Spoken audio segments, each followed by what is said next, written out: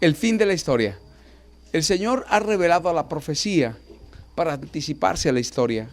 La historia es sencillamente el cumplimiento de la profecía y la profecía es la antesala de la historia. Tenemos dos cuadros, el cuadro de la profecía y el cuadro de la historia. El cuadro de la profecía ya está completo. El Señor ha revelado lo que ha de ocurrir hasta la eternidad, pero el cuadro de la historia se está completando. Pero cuando vemos los dos cuadros, el de la profecía y el de la historia, vemos que el que se va formando en la historia es exactamente igual al de la profecía.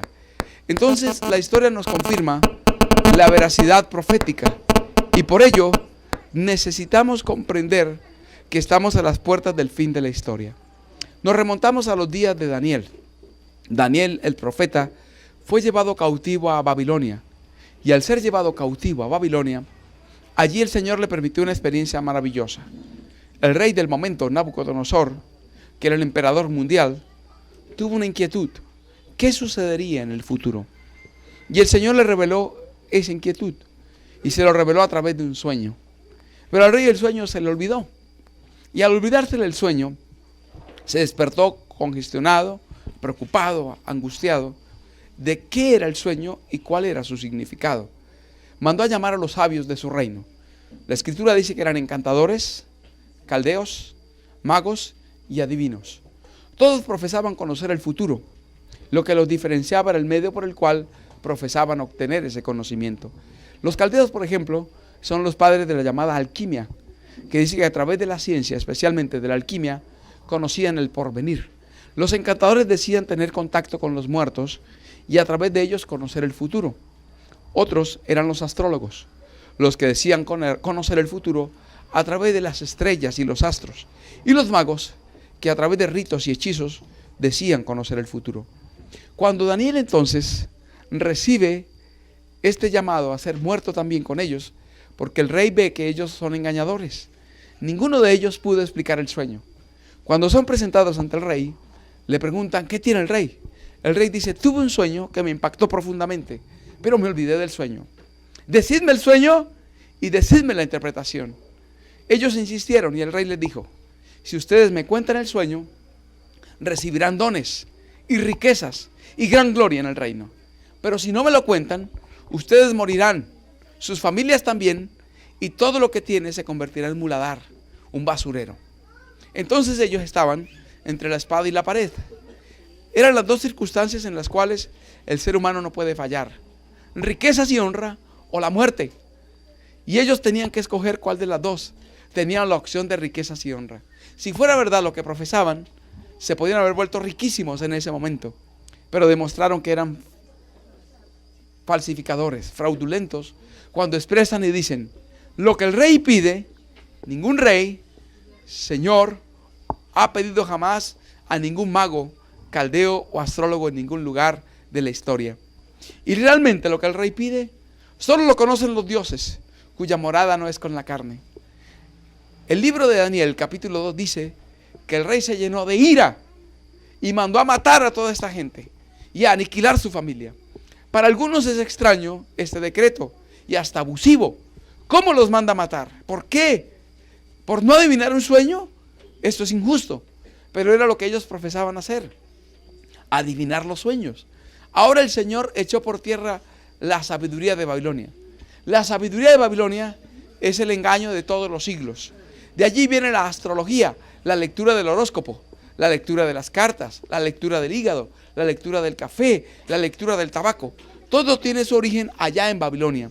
Y hay dos tipos de estos engañadores. Unos embaucadores que dicen que saben y conocen del futuro, pero son falsificadores. Son gente que obtiene dinero de personas crédulas que manipulan con facilidad.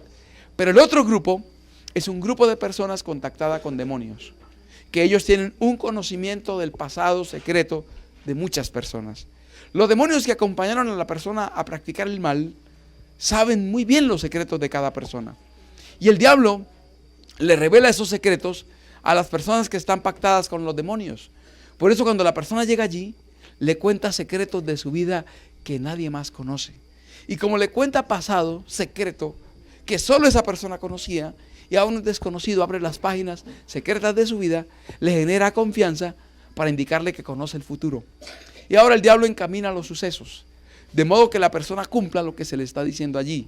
De este tipo son los hechiceros vestidos de religión, como la iglesia ministerial de Jesucristo, donde la persona entra y tiene un profeta o una profeta personalizado, y entonces le profetiza de manera personal. Mire, me mostró el Señor que tú estás sufriendo con tu esposo, que estás sufriendo con tu esposa, que has perdido tu trabajo, y todos los detalles privados. Y la persona, igual con el hechicero, adquiere confianza. Y cuando entonces este hechicero disfrazado de cristiano le empieza a contar un posible futuro, la persona lo cree plenamente. Y Satanás le encamina al igual que el hechicero. No sé si ustedes han notado el paralelismo que existe entre los anuncios de los brujos y los anuncios de los predicadores actuales. El brujo dice, venga, le recuperamos el amor perdido, le traemos el amor perdido, se lo traemos y se lo atamos, le conseguimos el trabajo y le logramos el número de la lotería. Entonces ahora el predicador dice, y le curamos su enfermedad. El predicador dice, venga que aquí le traemos su amor. Venga que le curamos de su enfermedad y arreglamos su futuro. La única diferencia es que el predicador no ofrece el número de la lotería, pero el resto es exactamente idéntico. Entonces el diablo, a través de los siglos, ha tenido personas para engañar a la sociedad. Cuando entonces airado el rey ordena matar a todos estos engañadores, entre los sabios de Babilonia estaban Daniel, ¿quién más? ¿Quién más? Ananías, Misael y Azarías. Me gustan más los nombres en hebreo, porque los nombres en hebreo están vinculados con el Dios vivo. En cambio, los nombres de Babilonia eran nombres paganos, en honor a Q, en honor a Nebo, en honor a Belsar, los dioses paganos, en honor a Bel. Entonces, por eso prefiero los nombres en hebreo. ¿Cómo eran? Daniel, Ananías, Azarías y Misael. Él viene y los llama y les dice, tenemos que hacer una sección de oración porque nos van a matar. Daniel le preguntó, ¿y por qué nos van a matar? Por engañar al pueblo. ¿Y en qué lo hemos engañado? En que el rey tuvo un sueño y se le olvidó la interpretación y el sueño y nadie se lo explica y ustedes son engañadores y tienen que morir. Daniel dice, nosotros no, deme una audiencia. Le dan la audiencia con el rey y le dice lo que el rey dice, le dice a Daniel, es muy cierto. No hay ningún hombre que le pueda revelar lo que usted tuvo, ni el sueño ni su interpretación. Pero hay un Dios en los cielos que revela los misterios. Y hermanos, y esa es nuestra confianza, que hay un Dios ¿en dónde? En los cielos que revela los misterios. Entonces Daniel se va e invita a una sección de oración con sus amigos. Y todos claman al Señor y en sueños Dios le revela a Daniel la interpretación profética. Hay algo que todos nosotros debemos tener claros. Nosotros tenemos dos características que nos diferencian del mundo religioso. Guardamos el Santo Sábado y somos vegetarianos.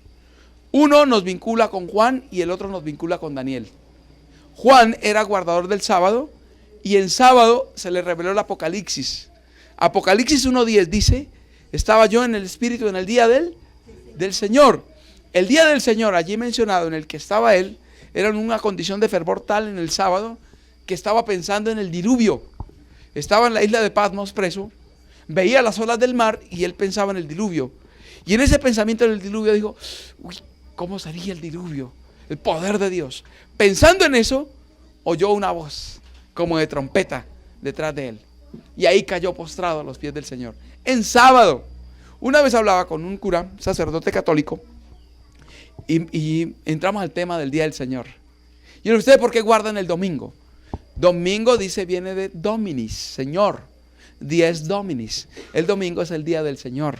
Y de Dominis, Señor, viene domingo. Así, por eso guardamos el domingo. Yo le digo, qué folclórico. Pero la Biblia no fue escrita en latín.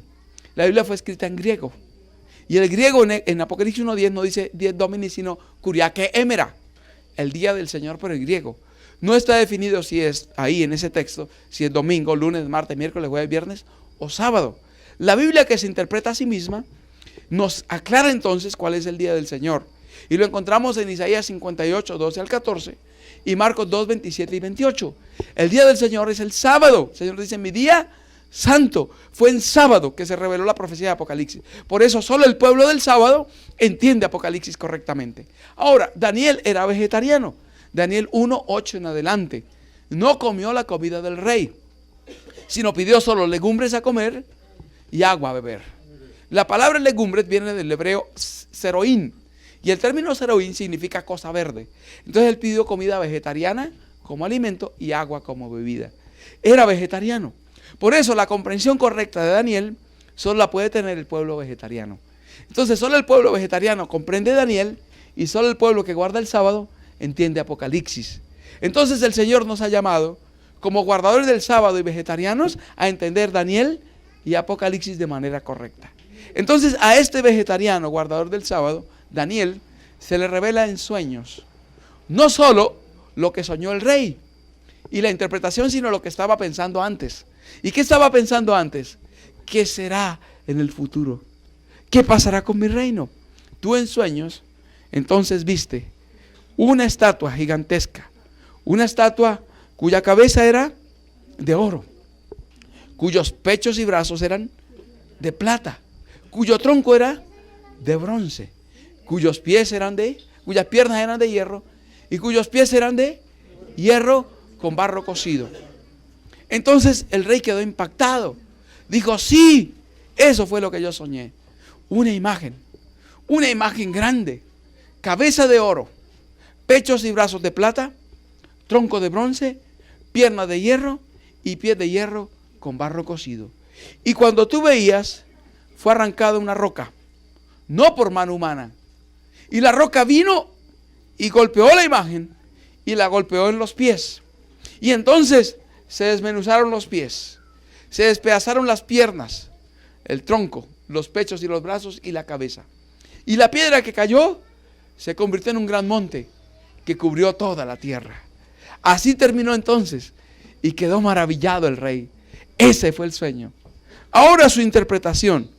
Oh rey, Dios te ha mostrado lo que será en lo porvenir. Tú rey eres aquella cabeza de oro. Él quedó impactado. Él representaba un imperio. La cabeza de oro representaba el imperio babilónico. De oro porque fue el material más utilizado en ese imperio. Y allí entonces el oro era muy común. La degradación en metales significa dos cosas: la disminución en riqueza de los imperios y además la degradación moral de los imperios. Después Medo-Persia fue más degradado que Babilonia, Grecia más degradado que Medo-Persia, Roma más degradado que Grecia y Europa peor que todos los demás. Esa degradación fue manifestada en el cambio de objetos o metales o instrumentos o elementos que se le mostraron en el sueño al rey. ¿De qué periodo a qué periodo fue Babilonia? Hermano Víctor, hermana Marley,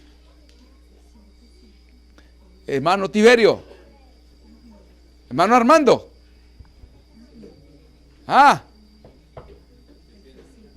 Hermano Ever. 603. ¿Está correcta la fecha de hermano Ever?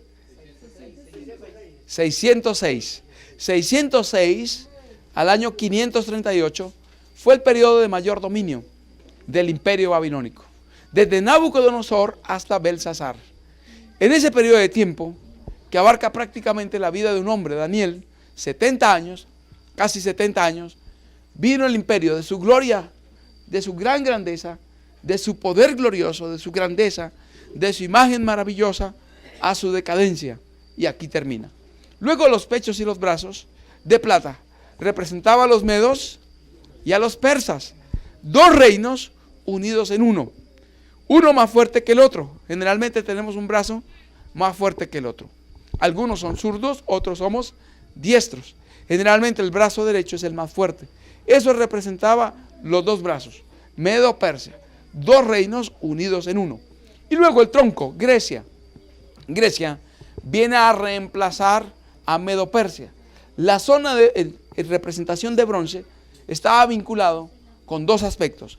La zona, el bajo vientre, la zona de las pasiones humanas, lo que representaba que iba a ser un imperio dedicado a las pasiones. Y el bronce, el metal, representaba la gloria del arte que tendría ese imperio. También entonces los cascos y escudos de Grecia eran específicamente de ese material, del bronce. Luego vendrían las piernas. Entonces, Medo-Persia, ¿qué año, hermano David?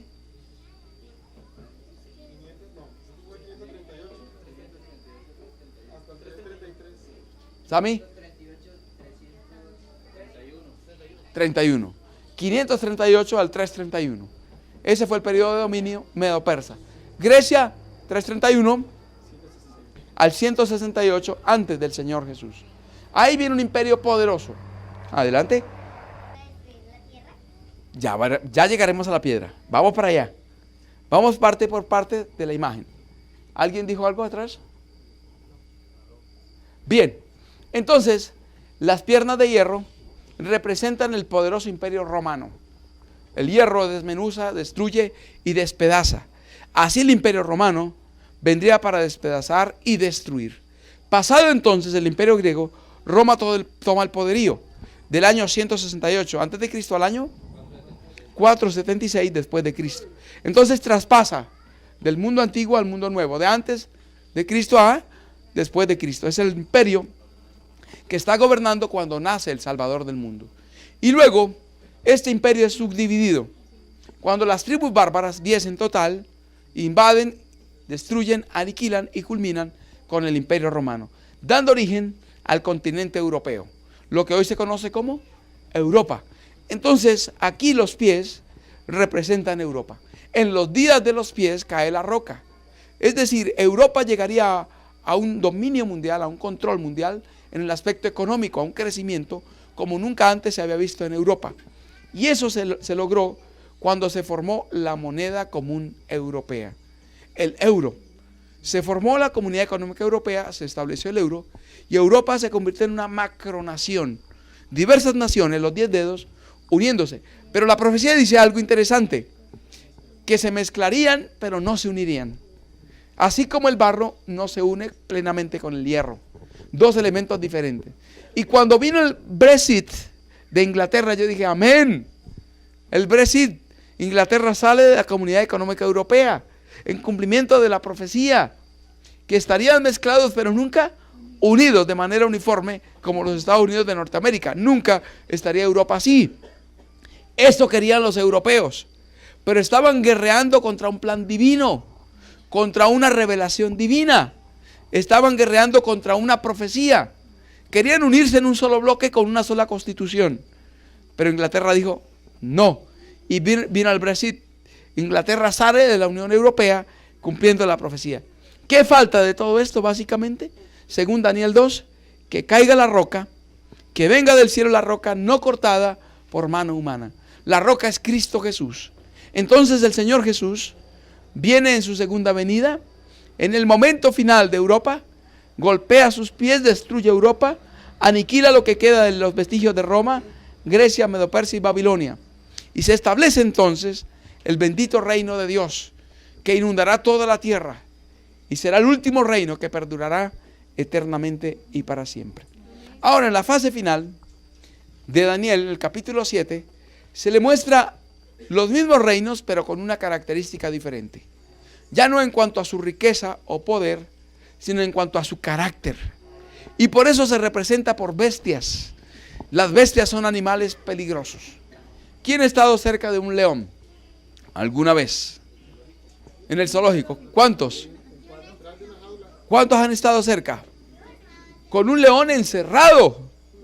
Y causa cierto temor aún estando encerrado. Ahora imagínense encontrarse ustedes con un león suelto. Terrible. Espantoso. Muy espantoso. Realmente debe ser algo tremendo. En Venezuela estábamos en un zoológico con un grupo de hermanos cuando un misionero se acercó mucho a la jaula del león. Y el león, antes de atacar, hace algo. Abrió sus piernas y orinó en el pecho del misionero. Primero marca su territorio. Lo orinó, y el orín del león es bastante feo. Cualquier orín es feo, pero el del león es peor. Algunos hermanos dicen que hay unas zonas de Estados Unidos donde hay panteras. Y que si huele a orín fuerte, no salga. Que si la pantera vino a su casa y se fue, tranquilo. Pero que si huele a orín en el patio de su casa y hubo una pantera por allí, no salga. Con el orín ellos marcan su territorio. Si usted sale, la pantera se sentirá invadida y le atacará. Tiene que llamar a las autoridades. FEMA le llaman ellos, la autoridad que se encarga de eso. Y se llevan la pantera. La atrapan y se la llevan. Bien, el león es fiero, pero ahora más peligroso un león con alas. Ustedes han estado cerca de un cóndor. Yo vi un cóndor más o menos de este tamaño. Impactante verlo. Ahora ese animal fuera de la jaula. Y viene Urabá, un animal, yo creo que era como un águila, pero gigantesco. Calculo, sin temor a exagerar, que las alas llegaban desde allá casi hasta el otro extremo. Por lo menos hasta el bombillo. Mira arriba ese animal sobre mí. Impactante. Ahora un león con alas. Esto representa la rapidez del imperio babilónico. Tenía una velocidad tremenda para atacar. Con mucha rapidez atacaba y eliminaba a sus enemigos. Y el león, la fiereza que tenía el imperio babilónico en los días de Nabucodonosor especialmente. Pero la profecía dice que se le quitó su corazón de león y quedó sobre sus pies como corazón de hombre. Lo que representa la decadencia en la fortaleza y el vigor de los reyes babilónicos. La decadencia de la fortaleza de Nabucodonosor a Belsasar, que ocupado en una borrachera no estuvo listo para enfrentar los enemigos. Luego viene entonces el imperio medo-persa. Ahora con 3 costillas. Las 3 costillas en su boca, que eran Babilonia, Lidia y Egipto. Ahora, igual que los pechos y brazos, se representaban los 2 imperios unidos por el hecho de que el oso cojeaba. Al cojear, indicaba que tenía una pierna más fuerte que otra, lo mismo que los 2 brazos. Y las 3 costillas destruyó a Babilonia, Lidia y Egipto. El oso tiene una capacidad especial de atacar con sus garras y es rapaz, es ladrón. Así era este imperio, el imperio medo-persa, con su capacidad voraz, terrible para robar. ¿Me hace un favor, Rorito? Traje un obsequio maravilloso de Sogamoso. Tenemos allá la sede de los pintores de la Reforma. Me dijo, mira, te hice este cuadro para que lo uses en tus conferencias. No vamos a perder la oportunidad. Me llamó la atención la fiereza de este león. Más impactante que el otro, ¿sí o no? Y este es una fiera terrible. Aquí Daniel se ve diminuto, el león, y aquí también tiene las 3 costillas el oso. Medo-Persia. Y luego viene el leopardo. El leopardo que ahora tiene una característica. Tiene 4 cabezas y tiene no 2 alas sino 4. El leopardo es tremendamente veloz. Es tal vez el animal más veloz de los felinos. Pero no bastaba que fuera un animal por naturaleza veloz. Tenía que ser más veloz y por eso se le puso alas. Pero no bastaban 2, sino que había que colocarle 4. Y era la velocidad del leopardo. Una velocidad tremenda. Así era el ataque de Alejandro Magno. Un hombre que admiró al mundo con sus estrategias bélicas. Desde muy pequeño se le vio la habilidad guerrera que iba a tener. En una oportunidad, el caballo que nadie domaba, Alejandro lo domó. Cuando todos se montaban por el lado equivocado. La sombra hacía notar al caballo que venía alguien a montarse y el caballo se asustaba. Alejandro notó eso, aún a su corta edad, lo giró hacia otro lado que no viera su sombra, lo montó y lo domó. Desde allí en adelante empezó a manifestar actitudes que otros seres humanos no manifestaron. Pero al igual, el tronco de bronce, las pasiones, este hombre se cuenta que fue uno de los primeros generales famosos en ser homosexual. Tuvo de amantes varios de sus generales en su degradación y pecaminosidad. Y él muere, y entonces las 4 cabezas eran los 4 generales que quedarían reemplazando a Alejandro Magno, aspecto que veremos más adelante.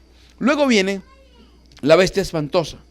Así la pintó Nicolás. Un poco diferente a las que siempre pintan, ¿no? Porque no dice qué tipo de bestia era. Solo dice bestia espantosa. Es tan terrible ese imperio que el Señor no encontró cómo mezclar animales en el reino animal para dar una indicación de la voracidad destructora de ese imperio. Y esto representa entonces el imperio romano. Tenía sus uñas de hierro y sus dientes de hierro también, con una voracidad terrible. Dice que todo lo despedazaba, lo trituraba y lo que quedaba, las sobras, lo hollaba con sus pies. Era capaz de destruir donde quiera. Atacó a Palestina, tomó a Israel y encontramos que era el imperio que dominaba cuando vivía el Salvador. Es el mismo imperio que mató al Señor Jesús.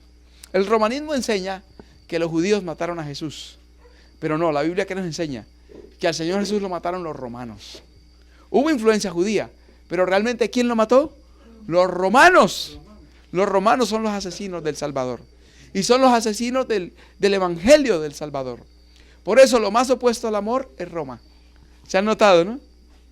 Roma al revés, ¿qué es? Amor. Y amor al revés, ¿qué es? Roma. Lo más opuesto al evangelio del amor es Roma. Desde allí está la enemistad, Roma pagana y Roma papal. Y aquí está representada la Roma pagana, y los 10 cuernos representaban también las 10 naciones europeas. Y allí había un cuerno pequeño que tenía ojos y boca que hablaba grandezas, blasfemias, y pensaría en cambiar los tiempos y la ley, y en su mano sería entregado el pueblo de Dios por tiempos y la mitad de un tiempo. Cuando estaba en el colegio en 10º, una mañana se levantó un compañero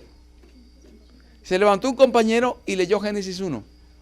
Desde ahí he visto que Génesis es clave para muchas cosas. Y cuando él cita Génesis 1, dice, ¿qué fue primero? ¿La luz o las tinieblas? ¿Qué fue primero? ¿Las tinieblas o la luz? Las tinieblas. Bueno, y llamó Dios a las tinieblas noche y a la luz día. Entonces él pregunta, ¿qué fue primero, la noche o el día? Wow, por primera vez en mi vida escuchaba eso. Y en la noche, claro, y él dijo, tienes razón. Y ahí lo callaron, siéntese, y lo sentaron. Pero eso me impactó. Y en el descanso hablamos con él y con un compañero adventista que estaba sentado a mi lado. Él era de la Reforma, el que hizo la predicación. Y ahí empezó la inquietud. Y me regaló el conflicto de los siglos. Y empecé a leer. Y ahí entonces empezó la inquietud por esta profecía. Los tiempos y la ley. Los tiempos. Ustedes han notado los meses, ¿no? Diciembre, ¿qué mes es? 12. ¿Pero diciembre viene de 12? De 10. Noviembre, que es el 11º mes, viene de 9. Octubre, que es el 10º de este calendario, viene de ¿qué? De 8. Y septiembre viene de 7. Tremendo. O sea que ni los romanos tenían este calendario. Ellos tenían septiembre era el 7º mes, octubre el 8º, noviembre el 9º y diciembre era el 10º. Enero era el 11º y a febrero era el 12º. Estaría hasta ahora por acabar el año romano. Parecido lo tenía Israel. Adar, que era el 12º mes, era entre febrero y marzo. Y Abib o Nisan entre marzo y abril. Por eso este año, a finales de marzo, se está celebrando la Pascua, que es la llamada Semana Santa. Entonces, y había 2 meses que no tenían los nombres que hoy tienen. Es lo que hoy llamamos julio. ¿Cómo se llamaba ese mes? El anterior a julio. No, julio y agosto. Esos 2 meses no existían. Julio se llamaba Quintilius, o sea, era el 5º mes. Pero un hombre llamado Julio César hizo investigaciones y, guiado por algunos sabios, estableció un calendario que se llama el calendario juliano. Juliano. Y él dijo, bueno, yo hice este calendario y en honor a mí voy a colocar este mes julio. Y ahí surgió ¿qué? ¡Julio! Ya no había Quintilius. Ya ese mes desapareció. Pero como yo soy grande, mi mes debe tener más días que el de los demás. Entonces, ¿qué hizo? ¿Qué hizo? Mi mes tendrá 31 días. 31 días. Entonces le quitaré un día a algún mes. ¿Y quién sufrió? Febrero. Y febrero quedó con 29. Ahora, posteriormente vino un hombre llamado Octavio. Y Octavio se le hizo llamar Augusto, sagrado o grande. Y él, como yo soy Augusto, entonces un mes se pondrá a mi nombre. Se llama agosto. Sistilios, el 6º mes, será mi mes. Ya no se llama Sistilio, sino agosto. Y yo no soy menor que Julio. Yo soy igual de grande que él y más grande. Entonces mi mes también debe tener 31. Y ahí vino el mes de agosto con 31 días. ¿Y a quién le quitó el otro? Pues a febrero. Entonces ahora quedó de 28. De esa manera febrero quedó de 28. Y ahí viene el calendario juliano. Pero luego el Papa Gregorio, el 5 de octubre de 1582, establece un nuevo calendario que se llama gregoriano. Y en el calendario gregoriano ya no se hace como en Israel. En Israel el año era lunar. Por eso ellos cada mes celebraban la luna nueva. El nuevo mes, luna nueva, empezaba el mes, calendario lunar. Pero ahora los griegos, los romanos, tomados de los egipcios y ellos de los babilonios, tenían el año solar. Y ahora Gregorio entonces establece el año solar. El movimiento de traslación de la Tierra alrededor del Sol. ¿Cuánto? 365 días con 6 horas.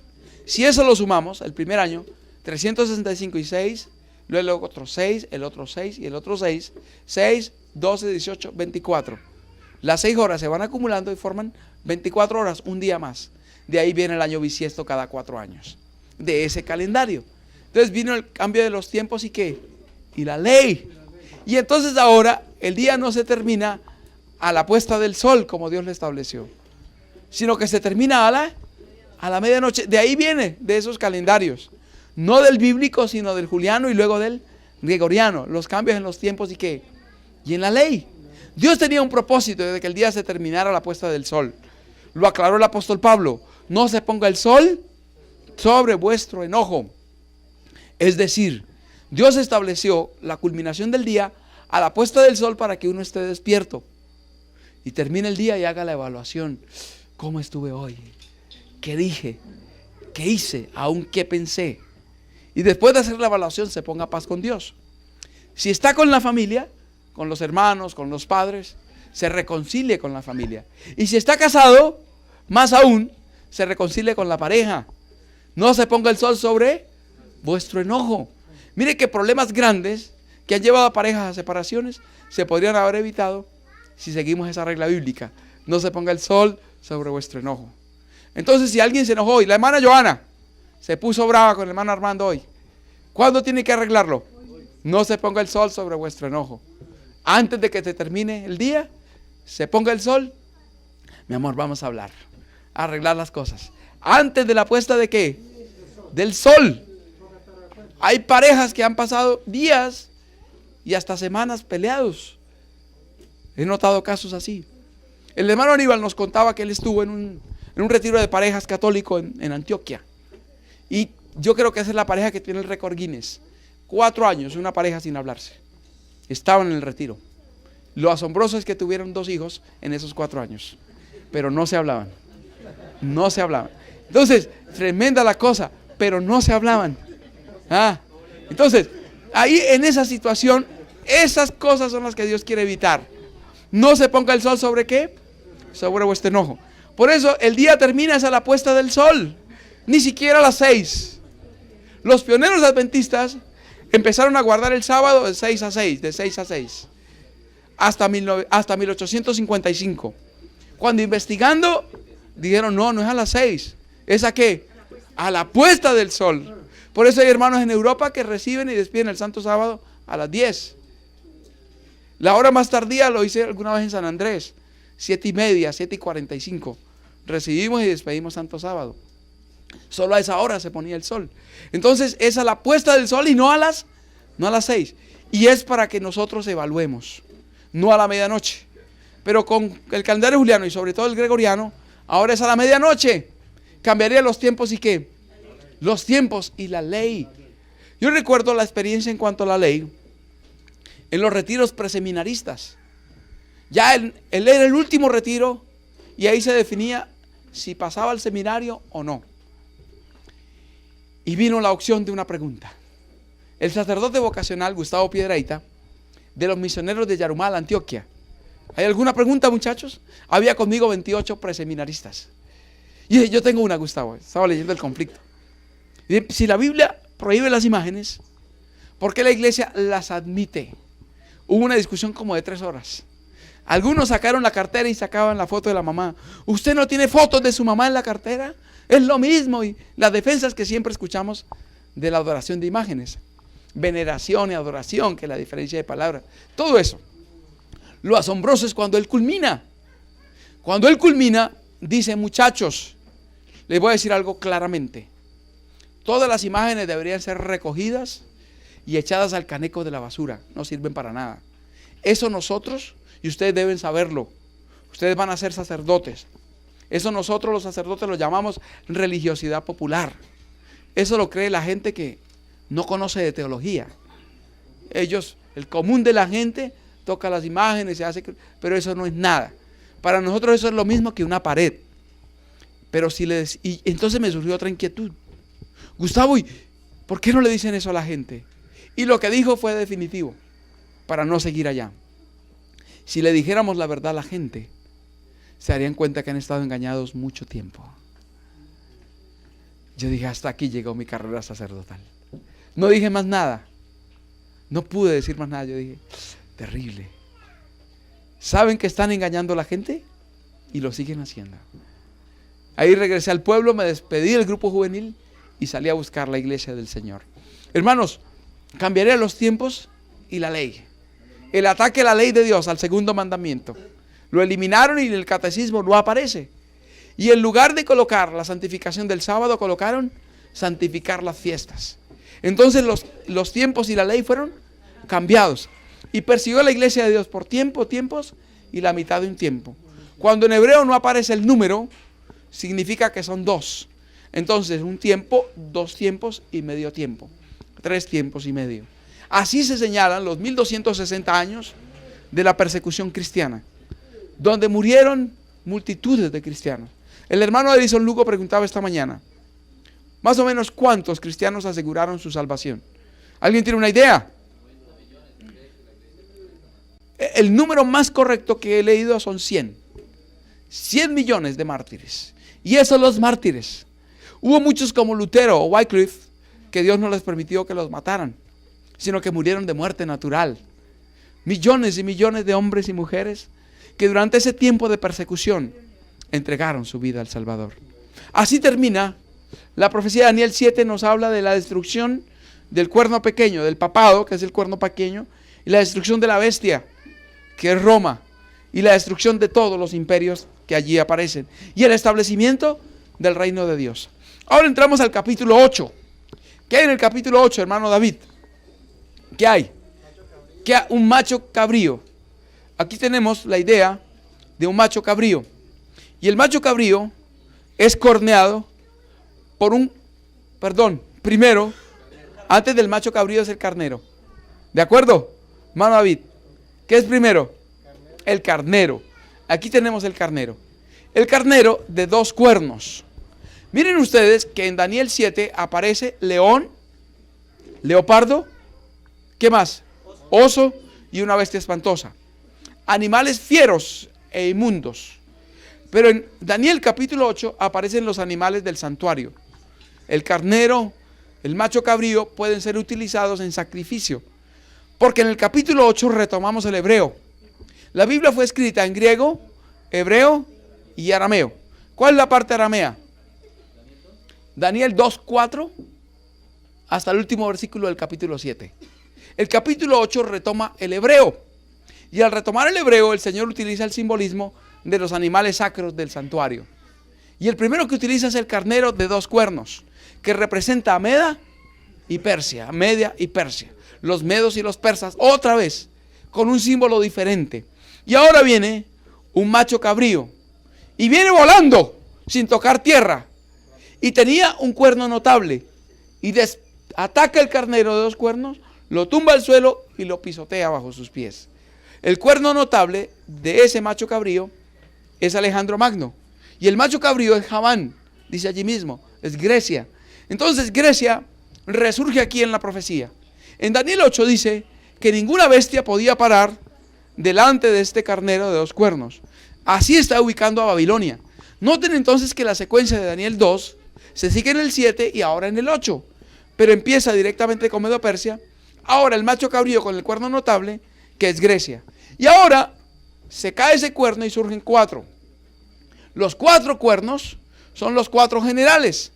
Daniel capítulo 11 explica que son los 4 vientos, que el reino caería y sería entregado. Y no a su descendencia, sino que a otros. Y esos otros eran Casandro, Lisímaco, Seleuco y Ptolomeo. Y estos 4 entonces se dividen el reino de Grecia. Ptolomeo toma el sur, especialmente Egipto. ¿El sur de dónde, hermano Nazareno? ¿El sur de qué? ¿El sur de qué? El sur de Palestina. Ese es el punto cumbre. Noten bien, esta aplicación nunca cambia en el capítulo 11 de Daniel. Nunca. Nunca cambia. Atención a esto. Nunca cambia. La interpretación de reinos del sur y del norte nunca cambia en todo el capítulo. En todo el capítulo. Si nosotros hacemos un cambio, estamos contra la aplicación inicial de la profecía. Y no hay ninguna evidencia en Daniel 11 que debamos aplicar rey del norte a alguien diferente o algo diferente que a quien domina el territorio del norte de Palestina. No hay otra posibilidad de interpretación allí. No existe. Entonces, Casandro, Lisímaco, Seleuco y Ptolomeo. Pero Seleuco ataca y vence a Lisímaco y Casandro. Y los dos reinos quedan rey del sur y rey del norte. A partir de allí, Daniel 11 se espacía en estos dos imperios. Y luego introduce los hijos de la iniquidad, que harán un trato con el pueblo de Dios. Entonces introduce al imperio romano como otro poder. Pero quien controla la zona norte de Palestina es a partir de allí hasta el final del capítulo el rey del norte. Y quien controla el sur de Palestina, a partir de allí hasta el final del capítulo, es el rey del sur. No hay posibilidad de aplicar simbólicamente Egipto a nadie, ni simbólicamente Babilonia a nadie. Porque la interpretación en la profecía de Daniel 11 es territorial. No tiene simbolismo. O sea que no se le puede aplicar al ateísmo, ni se le puede aplicar a la confusión religiosa. Es decir, no se le puede aplicar a Rusia y al papado. Tiene que aplicarse a quien controla esta zona o a quien controla esta zona. Es la aplicación que empieza a partir de allí. Ahora, veamos. Ahora están así esas zonas. Allí el reino del sur, Egipto. Lo que era el reino del norte abarca Irak, Siria y Turquía principalmente. Reino del sur, reino del norte. Veamos los mapas comparados. Aquí está el reino del sur, aquí lo tenemos, y aquí el reino del norte, aquí el reino del norte. Entonces, quien domine este territorio es el rey del sur. Quien domine este territorio es el rey del norte. ¿Entendido? ¿Quién domina en la actualidad este territorio? Religiosamente es una zona controlada por el Islam. Durante mucho tiempo Turquía extendió la religión islámica, especialmente por esta zona, el norte de África y gran parte de Europa, hasta que llegaron a España. Y en España nos dejaron algunas cosas, como que la guitarra es de origen árabe y traída por los árabes a España. Algunas palabras como ojalá, ojalá, ojalá, como hablan ellos, ¿no? Todo raro así, ojalá, como si tuvieran un problema en la garganta, los árabes. Ojalá, bueno, ojalá. Ese ojalá significa Alá quiera y quedó en el español. Entonces, siempre que yo puedo lo evito. A veces, como está tan acostumbrado uno a eso, ay, ojalá, no, ¿cómo que ojalá? No, digamos otra cosa, Dios nos ayude a eliminar la invocación de Alá. No, porque Alá es un demonio realmente, el dios Akú, una religión pagana. El Islam no es otro tipo de religión correcta o adecuada, no, es un paganismo disfrazado de una religión monoteísta, pero es paganismo. Entonces, y de ahí viene el ataque de los árabes. Los árabes atacaron España y venían por África, y venían en barco, y atacaban España. Entonces los españoles tuvieron que esconderse. ¿Y cómo llamaban los españoles a esos árabes? Los moros. Entonces, para salir, ellos veían si había o no moros en la costa. Y de ahí viene el dicho, ¿hay o no hay moros en la costa? Va el muchacho a visitar, ¿está el suegro? No, ¿hay moros o no moros en la costa? De ahí viene ese dicho. De ahí viene el dicho, de moros en la costa. De los españoles en los días en que fueron invadidos por los árabes. Entonces, aquí tenemos el cuadro comparativo. Pero ¿quién controla militarmente esta zona? Que es el punto más importante. Encontré un artículo fascinante, el ajedrez político del mundo. Y el ajedrez político del mundo dice que hay naciones que controlan de manera directa a otra nación. Hay naciones que lo controlan por medio de otro. Hay naciones que las controlan por medio de movimientos guerrilleros o bélicos que introducen en esas naciones. Y hay zonas que controlan por el establecimiento de bases militares. ¿Quién tiene más bases militares en esa zona? Estas son las bases militares de los Estados Unidos de Norteamérica. En todo el mundo, y principalmente en esa zona. ¿Quién controla el norte de esa zona? ¿Quién la controla? ¿Cómo se llama esta nación? ¿Se llama qué? Los Estados Unidos de Norteamérica. Estados Unidos controla la zona norte en aspecto militar. Miren ustedes, cuando Estados Unidos sufre el autoatentado de las Torres Gemelas el 11 de septiembre del 2001, fue utilizado como medio para controlar Irak. ¿Y por qué Irak? Por el petróleo de Irak. La astucia que utilizaron fue arguir que Irak poseía armas químicas. ¿Y era cierto? No. Ya fueron desclasificados los informes de Irak. ¿Y qué tuvo que reconocer en un libro el señor George W. Bush, el presidente de los Estados Unidos en ese momento? Que era falso, que fue solo una estrategia para apoderarse de Irak. ¿Quién entonces tomó el control de Irak? ¿Quién? Los Estados Unidos de Norteamérica. Siria, Bashar al-Assad, aliado de Rusia, no amigo de Estados Unidos, controlaba Siria. Pero ahora Estados Unidos quiso el control de Siria y utilizó el movimiento ISIS y otros movimientos terroristas para atacar el gobierno de Siria. Ahora vino una desbandada y una mortandad que ya vimos en las ilustraciones de esta mañana, cómo está Siria casi devastada. Pero un dato interesante, desde finales de diciembre del año pasado, el ejército ruso se está retirando de Siria. ¿Quién está quedando ahora con las puertas abiertas para controlar allí? Los Estados Unidos de Norteamérica. ¿Qué nación le falta tomar control y dominio completo? Solamente Turquía. Irak, Siria y Turquía. Los mismos países bañados por el río Éufrates. Y entonces aquí encontramos Apocalipsis 16, que se entrelaza. Miren un dato interesante. Si ustedes miran Daniel y Apocalipsis, la sierva del Señor dice que Daniel es profecía y Apocalipsis revelación. Es decir, la explicación de Daniel. Encontramos a Babilonia, Medo-Persia, Grecia y Roma pagana en Apocalipsis 13. La bestia de Apocalipsis 13 está allí mezclada. ¿Qué tiene? Patas de oso. ¿Qué parece? Un leopardo. ¿Boca de qué? ¿Boca de qué? De león. Y tiene 7 cabezas y ¿cuántos cuernos? 10. Es la amalgamación de Daniel capítulo 7. Pero ahora viene una nueva bestia en Apocalipsis 13, 11 en adelante. Se llama Estados Unidos de Norteamérica. Vemos allí en Apocalipsis 12 el paganismo, Roma pagana. En Apocalipsis 13, Roma papal. Daniel 7, la última bestia. Pero ahora, en el verso 11 de Apocalipsis 13, encontramos a los Estados Unidos. ¿Dónde están los Estados Unidos en Daniel? ¿Dónde está? ¿Dónde está? Miren, en Apocalipsis 11 está la Revolución Francesa. ¿Está eso en Daniel? No está en Daniel 2. No está en Daniel 7. No está en Daniel 8. ¿Dónde está? En Daniel 11. Apocalipsis 11 está en Daniel 11. La Revolución Francesa. No está en otro capítulo. ¿Está en dónde?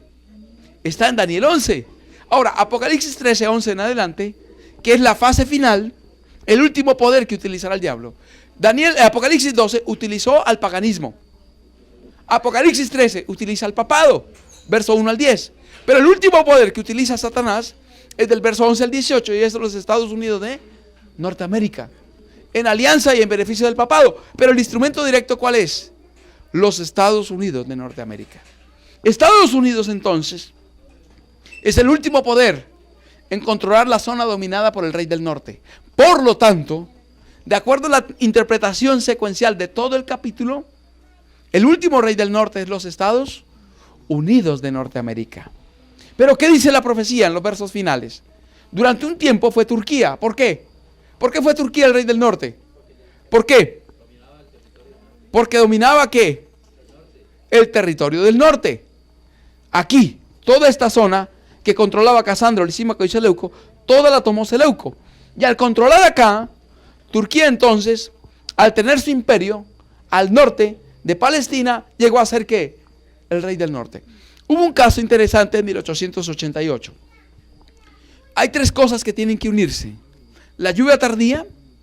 el inicio del fuerte pregón, la ley dominical, Daniel 11.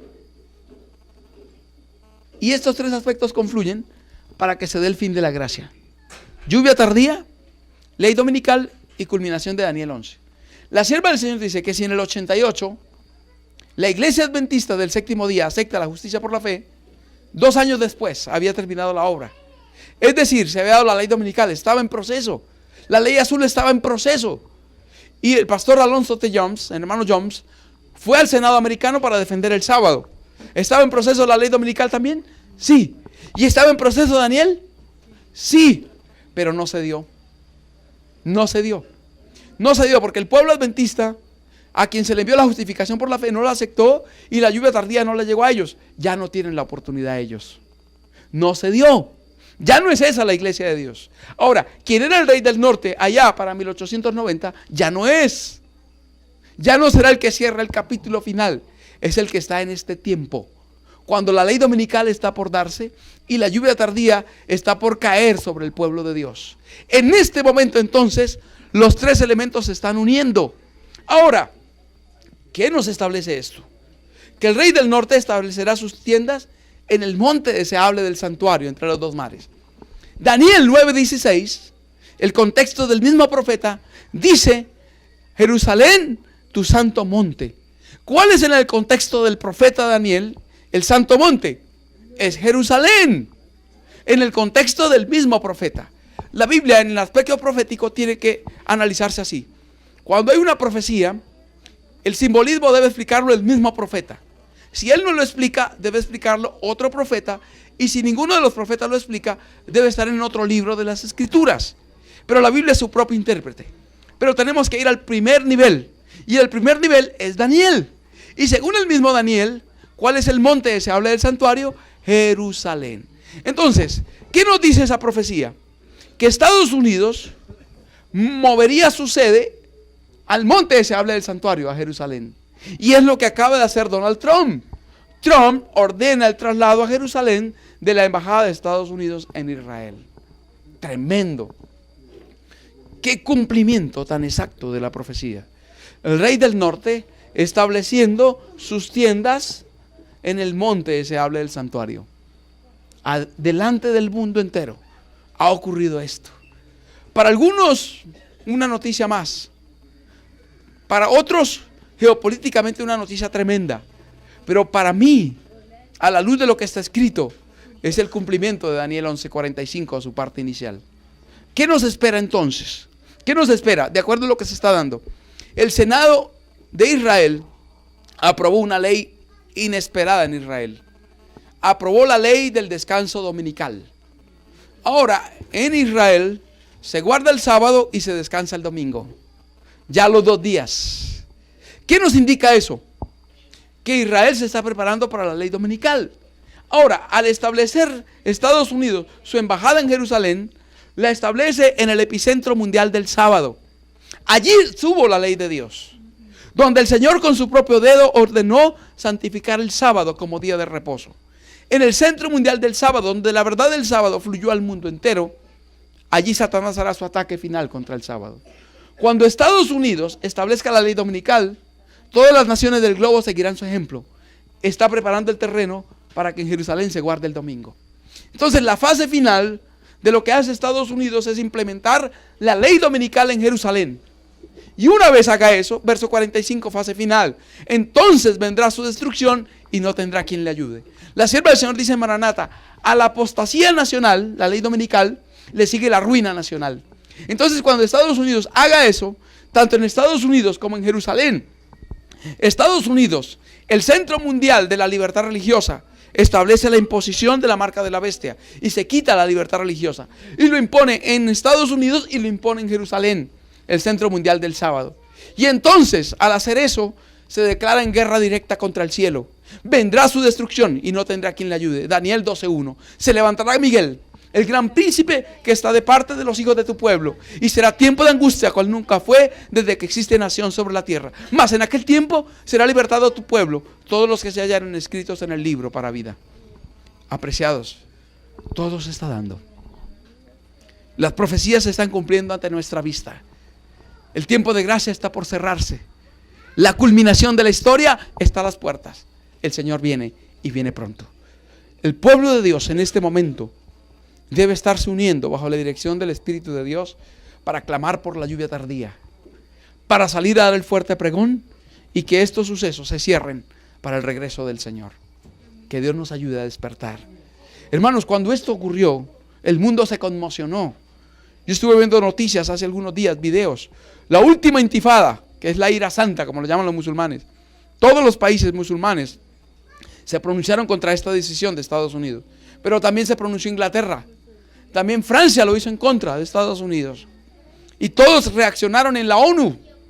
Hubo una reacción internacional. Estados Unidos quedó solo con Israel. Quedaron solos en la ONU. Recientemente otro país, o Guatemala u Honduras, Honduras apoyó la decisión. Y Benjamín Netanyahu, el primer ministro de Israel, celebra que Jerusalén haya sido reconocido como capital. Hay un dato tremendo. Mire cómo el Señor ha detenido los vientos.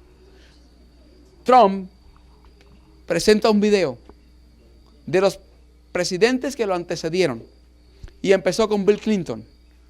Hay una entrevista donde sale Bill Clinton y le preguntan, ¿cuál es la capital de Israel? Jerusalén. Le preguntan a George W. Bush, ¿cuál es la capital de Israel? Jerusalén. Le preguntan a Barack Obama, ¿cuál es la capital de Israel? Y él también dice Jerusalén. Él dice, todos ellos en su campaña prometieron reconocer a Jerusalén como la capital de Israel y trasladar la embajada de Estados Unidos a Jerusalén, de Tel Aviv a Jerusalén, pero nadie lo hizo. Yo lo prometí y aquí lo hago. No es porque Él sea más que los otros, sino porque ha llegado el tiempo que esto se cumpla. Los vientos se están soltando.